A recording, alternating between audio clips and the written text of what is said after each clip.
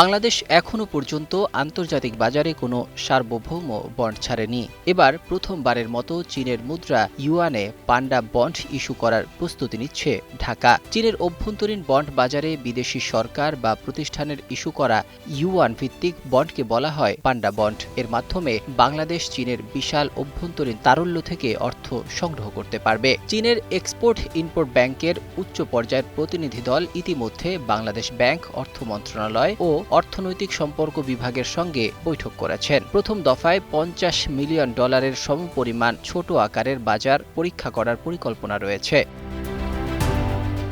নগদ নিয়ে এলো হার না মানা হার অফার।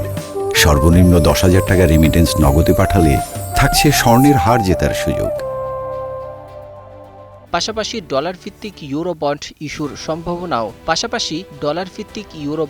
ইস্যুর সম্ভাবনাও খতিয়ে দেখতে কমিটি গঠনের উদ্যোগ নেওয়া হয়েছে। ঐতিহাসিকভাবে বাংলাদেশ আন্তর্জাতিক বন্ড বাজার এড়িয়ে চলেছে। দেশের ঋণ পরিশোধের রেকর্ড পরিষ্কার এবং ঋণ জিডিপি অনুপাত দক্ষিণ এশিয়ায় তুলনামূলক কম। তবে চীনের পক্ষ থেকে রেনমিনবির আন্তর্জাতিকীকরণ ও CIPS পেমেন্ট সিস্টেম সম্প্রসারণের অংশ হিসেবে এই প্রস্তাব আসছে। বিশেষজ্ঞরা বলছেন, এই সুবিধা নির্ভর করবে দুই দেশের বাণিজ্য ও আর্থিক লেনদেনের গভীরতার উপর। এর আগে একবার অনুরূপ পরিকল্পনা নেওয়া হলেও শ্রীলঙ্কা ও আর্জেন্টিনার ঋণ সংকট দেখে তা বাতিল করা হয়। 2022 সালে শ্রীলঙ্কা প্রথমবারের মতো বৈদেশিক ঋণ পরিশোধ স্থগিত করে, যার বড় কারণ ছিল সার্বভৌম বন্ডের অতিরিক্ত বোঝা।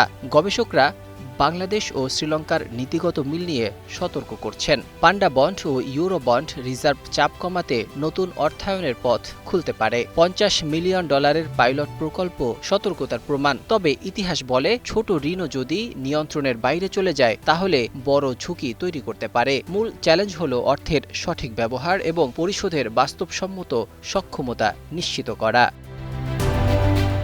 Desk report, 21 television.